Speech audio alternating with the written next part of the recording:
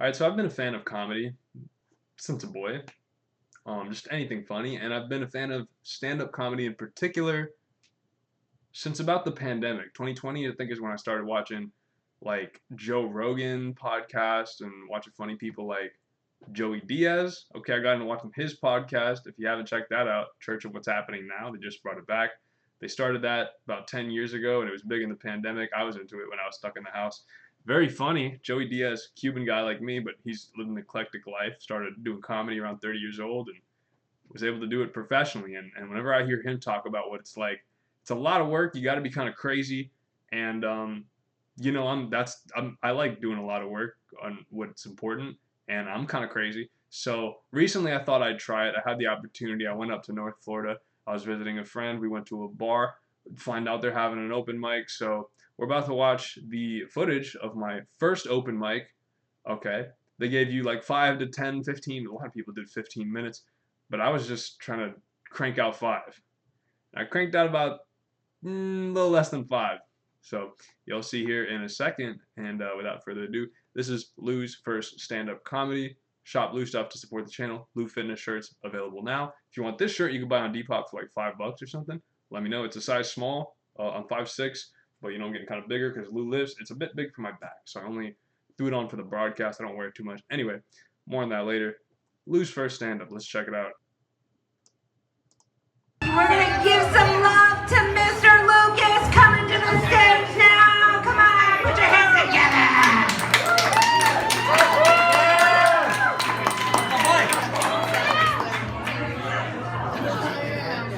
Hello, can you hear me? Y'all can hear me okay? Good evening, everybody. How we doing? We got a little more excited than that, didn't you? Johnny D? Yeah! Thanks for everybody for coming out. Thanks for everybody, Sky, for taking me here and introducing me to the bar. Yeah. Give it up for Palm Coast. It seems like a lovely... Oh, 1 to 10. That's too loud, right? Like this, is that it? First time. Yo, Lucas. First time I'm kind of nervous. Bear with me. Oh, we got a lovely looking crowd. I'm seeing a lot of different types of people. A lot of different colors. Quick question. I was told my buddy said we have 5 minutes. That's true? Because I've been waiting, anticipating, however the song goes.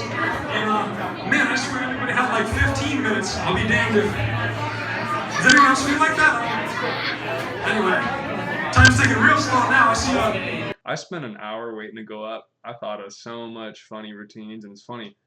What really set this quest in motion about a year ago or so, there was a guy named Manny Garavito, I believe. He's a local comedian in Miami. He hosts a similar thing, comedy club where they do open mics, and he was on Instagram Live, and I popped in. He was just doing like a FAQ, and I was like, how should I start stand up and like maybe recommend some venues nearby I could go to?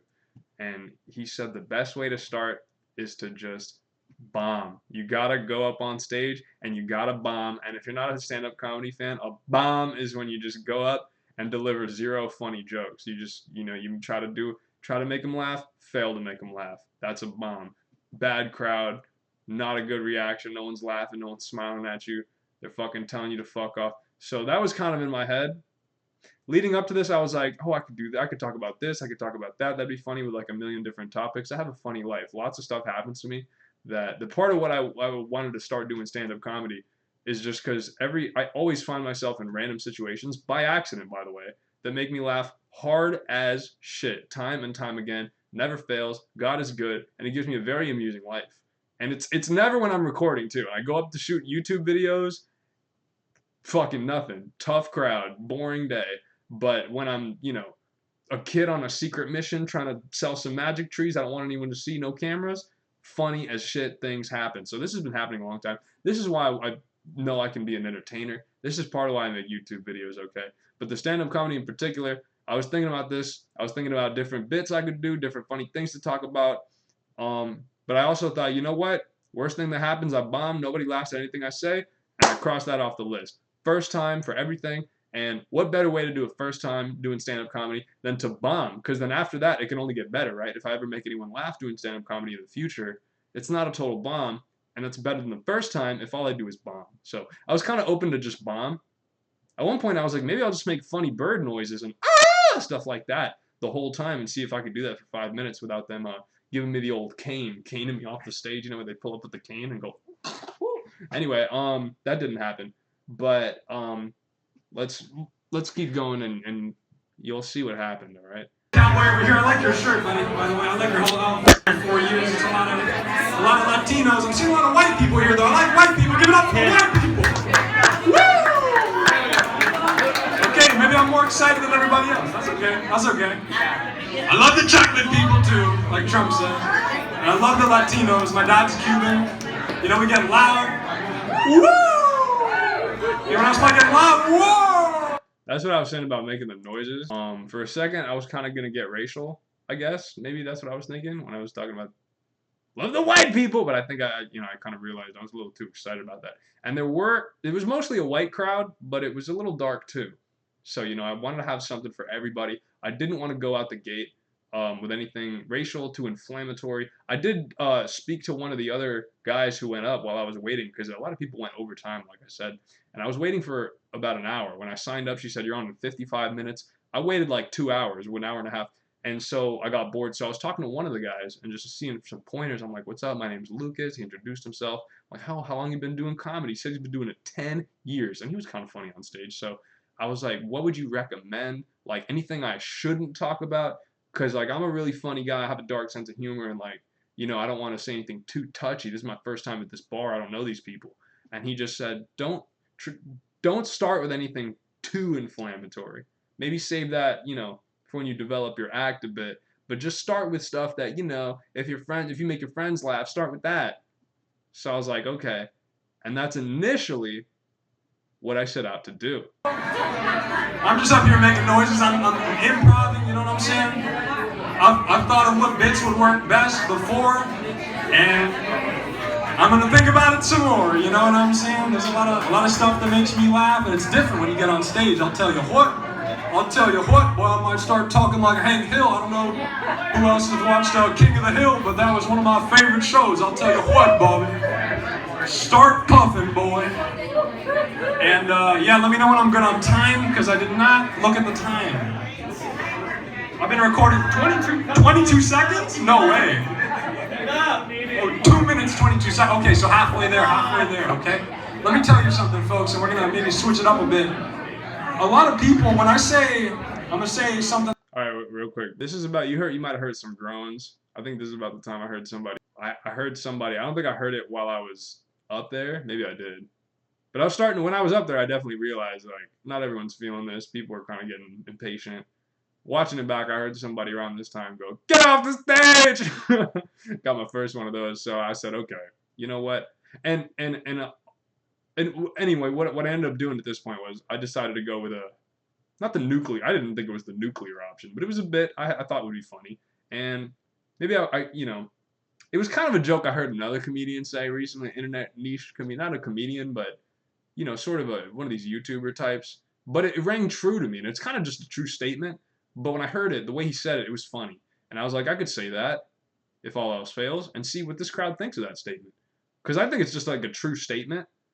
But when you say it the way I said it, or the way I thought I was going to say it, it was funny. But then something else comes to mind. I once heard Joey Diaz, that comedian I mentioned, say on his podcast, you think of all this shit in the green room, you think you're going to laugh at this, you're going to make them laugh with that, you're so funny. But then you go up on stage when you're new to stand-up comedy, and he said this was him for the first like 10 years or so doing comedy.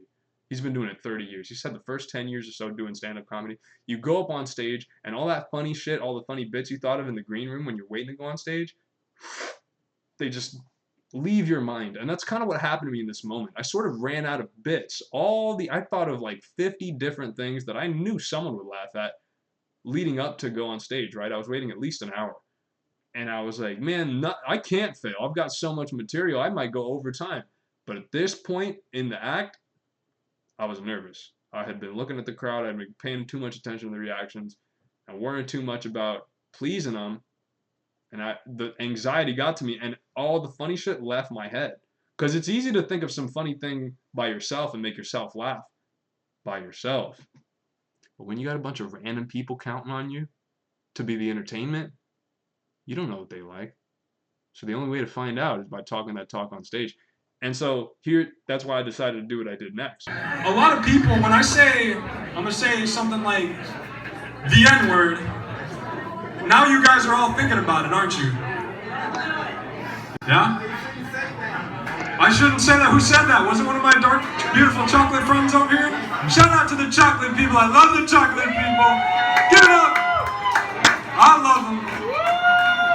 And, I'm sure, let me know if I'm wrong. A lot of them don't like the N-word. But I'll tell you who does, like the N-word. Women. No gentlemen know what I'm talking about? Oh my God, are you almost finished? No. Okay. And I'll be working on that bit more. Thanks for your time. I'm getting sweaty. Have a good one. Lou runs on YouTube.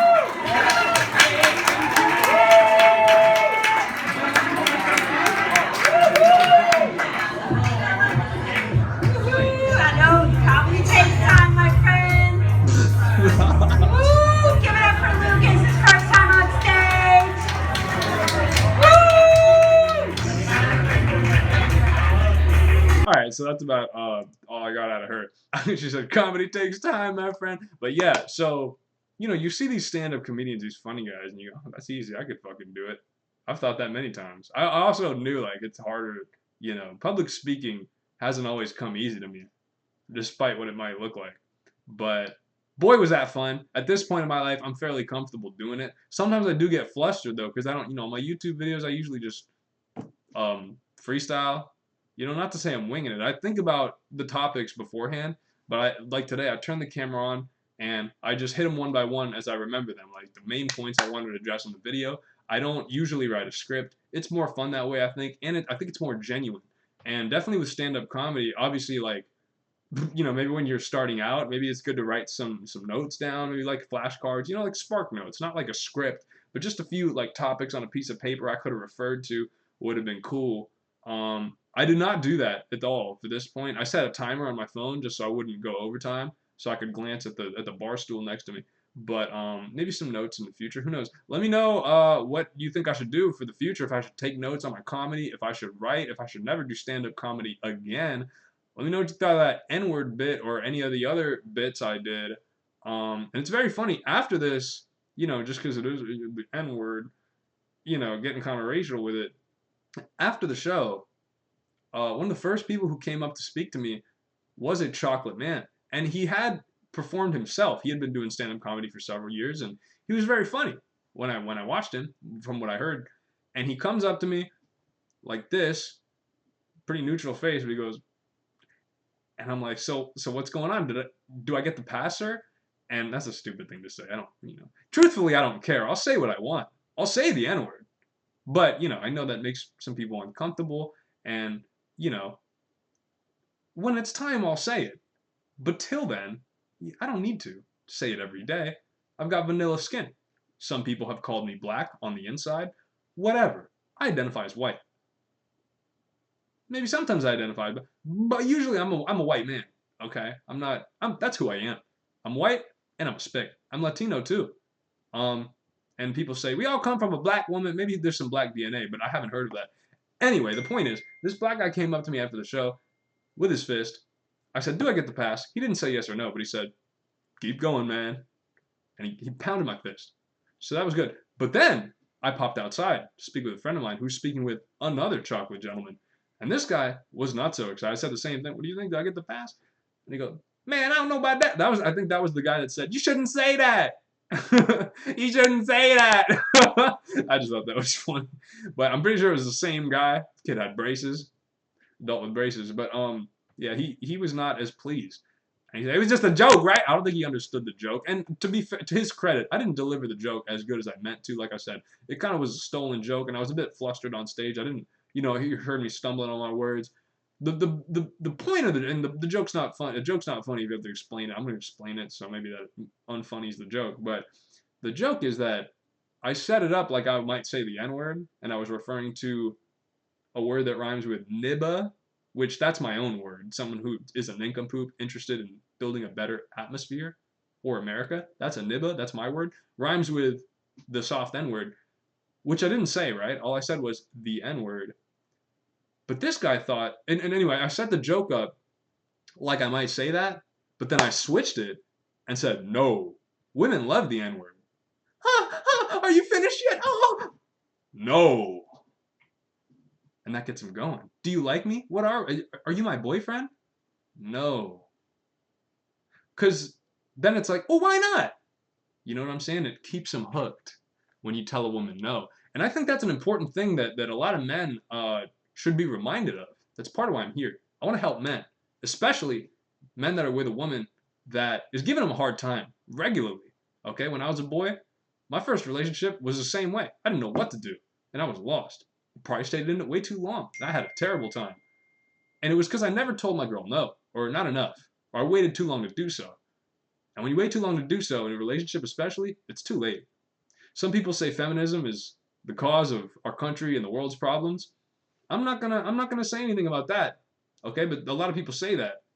And one could argue it's because too many men are scared to tell women no. So that's the whole joke. It's like I'm trying to make a societal statement as a social anthropologist. Thought that would be cute, work that into my act. Might make some people laugh, and you heard maybe it did, but it had some people pissed off, and this black guy was one of them. And he thought just me saying the N-word was close enough to actually saying it, to where it's sort of he basically said that was just a joke, right? Like he was gonna hit me with some fisticuffs, which obviously I could tell he wasn't. Pro tip, anyone who says they're going to fight you or attack you or kill you, they're probably not going to do it. It's the ones that don't give you a warning. They might kill you.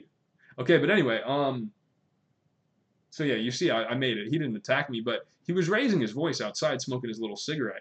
Something about these cigarette people, they get really, especially while they're smoking a cigarette. And it's bad for your lungs, so you shouldn't do it. But he got a little upset, like he might want to hit me with the "you can't say that," which he already said. And again, I didn't say that, but it's like I came so close. He kind of wasn't listening enough. I think maybe he was intoxicated. Maybe I lost him when I mentioned the N-word. But I just thought that was interesting. The dichotomy of man, the dichotomy of the chocolate man. Funny how a seasoned comedian, an actual funny chocolate man, could respect my ambition. Maybe he was just trying to be nice. But he wasn't very hostile. He said, keep going. That's all he said. Keep going, doing stand-up comedy. Keep saying things like the N-word type of joke. Maybe he meant keep saying the N-word. I don't know. But he said keep going. He didn't say stop. Other guy said, you shouldn't say that. He said it was just a joke, right? The joke I said on stage at the open mic comedy, obviously it was a joke, dumbass. But, so different strokes, different folks. I love everybody, though. Thanks for everyone for their feedback. Thanks for everyone for watching this video. Like I mentioned, shopping Lou stuff helps the channel. You can buy this shirt. You can buy the Lou Fitness shirt, which I made myself. And you can also buy the I Hope the Food Doesn't Take Forever shirt, which I also made myself. Just $25, 100% cotton. No polyester bullshit. I don't know if the same goes for this. I thrifted this. So buy this at your own risk. But all the original Lou merch, 100% cotton. Good for you because we're about health. We're about Lou Fitness. Okay? And speaking of fitness, if you need help with your fitness goals, you can always message me at Lou Lifts Weights on Instagram for free training plans and diet plans, okay? Unless, my followers are lazy. What can I say? No one's reached out for, I've had one person reach out for training plan guidance, okay? But you can be just like them. You can receive free training from me, 8 years endurance athlete. I'll help you hit your goals. I'll help you get less fat. I'll help you build muscle or whatever else you want to do. Okay, I've been doing it 8 years plus, a decade at this point. Time flies. And if you need help with that, you like supplements, shop HTLT subs. Use code LouRuns at checkout for 15% off. And a big sale coming up too. More details on that soon. And that's about all I could think of. Thanks so much for watching. Let me know what you thought of my stand-up, and I'll see you next time. And more stand-up coming soon at some point. Love you. Lou Runs.